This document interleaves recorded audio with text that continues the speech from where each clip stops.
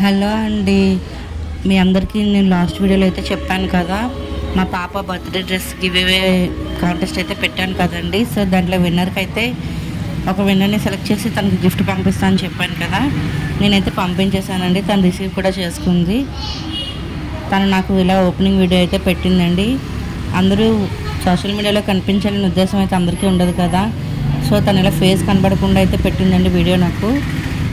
దానికి నేను కూడా తను ఏం అనలేను, ఎందుకంటే ఎవరి ప్రైవసీ వాళ్ళకి ఉంటుంది.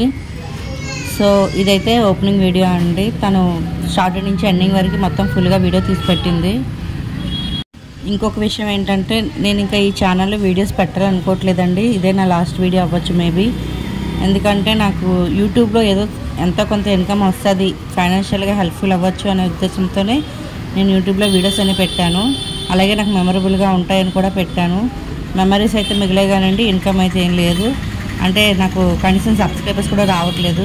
సో ఇంక యూట్యూబ్ చేయకూడదని ఫిక్స్ అయ్యాను. సారీ అండి, బాయ్.